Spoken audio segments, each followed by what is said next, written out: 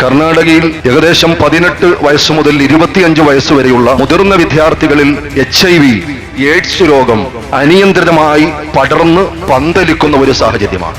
India today തുടങ്ങി ഒരുപാട് മാധ്യമങ്ങൾ, കേരളത്തിലടക്കമുള്ള മാധ്യമങ്ങൾ ആ വിഷയം റിപ്പോർട്ട് ചെയ്യുന്നു.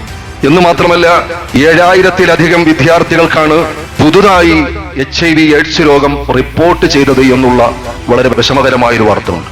KSAPS, അതായത് സ്റ്റേറ്റ് എയ്ഡ്സ് പ്രിവെൻഷൻ സൊസൈറ്റിയുടെ കണക്കുകൾ പ്രകാരം ഈ പറയപ്പെട്ട പ്രായത്തിലുള്ള വിദ്യാർത്ഥികളടക്കമുള്ളവർക്ക് 23-24 വർഷത്തിൽ 44,500 പേരാണ് ഈ പറയപ്പെട്ട രോഗത്തിൽ റിപ്പോർട്ട് ചെയ്തത്. ഔദ്യോഗിക കണക്കാണ്. 25-26 നാം ഇപ്പോൾ നിലകൊള്ളുന്ന ഈ വർഷത്തിൽ 2 വർഷത്തിലെ കണക്ക് 66,600. ഇന്ത്യയിലെ 3ാം സ്ഥാനമുള്ള സംസ്ഥാനമായി കർണാടക മാറിയിട്ടുണ്ട്. കണക്ക് നോക്കുമ്പോൾ national AIDS control organisation report ചെയ്യുന്നത് 2.5 ലക്ഷത്തിലധികം മക്കൾക്കാണ്.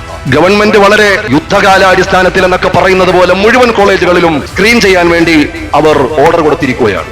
പ്രൈവസി മാനിച്ചുകൊണ്ട് സ്കാൻ കോഡർ പോലും ഇതുമായി ബന്ധപ്പെട്ട് തനിക്ക് ഈ രോഗമുണ്ടോ എന്ന് സ്ഥിരീകരിക്കാൻ സ്വന്തം മൊബൈലിലേക്ക് ആപ്പ് വന്ന് അതിൽ സ്കാൻ ചെയ്യാനുള്ള സംവിധാനം വരെ കൊടുത്തിട്ടുണ്ട്. പ്രിയപ്പെട്ട സഹോദരങ്ങളെ, എന്തുകൊണ്ടാണ് നാം ഈ മലയാളികൾ അത് കൂടുതൽ ഗൗരവത്തോടെ ചർച്ച ചെയ്യേണ്ടത്?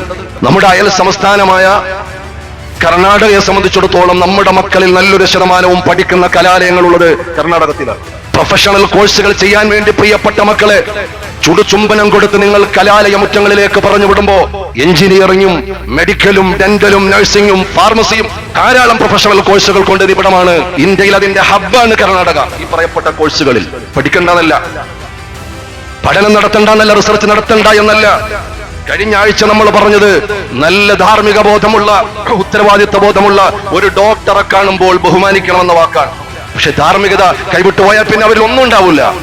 തിരിച്ചു വരുമ്പോൾ മുഴുവൻ മാർക്കുള്ള ഒരു മാർക്ക് ലിസ്റ്റ് മാത്രമാണ് നിങ്ങൾക്ക് ആവശ്യമെങ്കിൽ അവർ ഈ വാക്കുകൾക്ക് ചെവി കൊടുക്കേണ്ടതില്ല.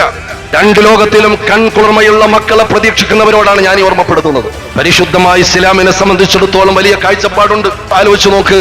ഈ പറയപ്പെട്ട പ്രതിരോധത്തിന്റെയും ചികിത്സാ മുറകളുടെയും ഒക്കെ കാര്യങ്ങൾ പറയുമ്പോ ആ സർക്കാരിന്റെ ഏതെങ്കിലും ഒരു ഭാഗത്ത് നിന്ന് വ്യഭിചരിക്കരുതേ എന്ന് കൃത്യമായി പറയാൻ ഒരു ശബ്ദം എവിടെയെങ്കിലും വന്നിട്ടുണ്ടോ? എവിടെയെങ്കിലും ഒരു ശബ്ദം? മക്കളെ, നിങ്ങൾ ആ ഒരു പാപത്തിലേക്ക് പോകാൻ പാടില്ല.